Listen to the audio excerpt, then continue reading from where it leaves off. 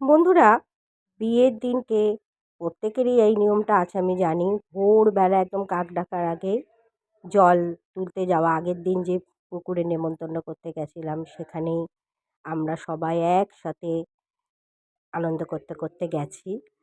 আর যখন আমি এই নিয়মগুলো করছিলাম এবং একসাথে সবাই মিলে ছিলাম, ভীষণ ভাল লাগছিল।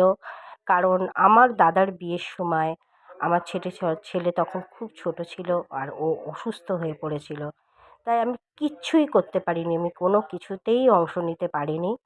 আর সবার এখানে যারা যারা আছে সবার মনে আছে যে আমি দাদার বৌভাতে দাদা বিশাল বড় আয়োজন করেছিল বৌভাতটায়।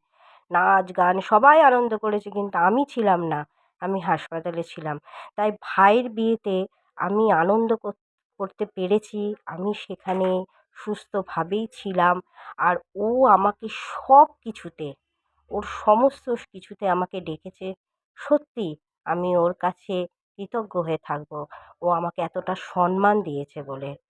যাকে আর এখানে দেখছেন আমরা সবাই কিন্তু আমরা যে ৫টা আছি সবাই আমরা মিলেমিশে একসাথে আমরা কাজ করেছি।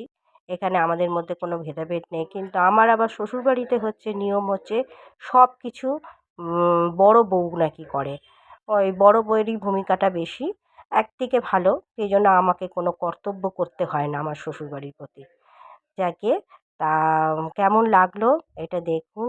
সব খুব আনন্দ করেছি আমরা।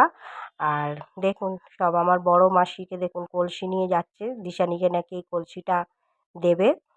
আর ভালো লাগলে অবশ্যই লাইক ও কমেন্ট করবেন।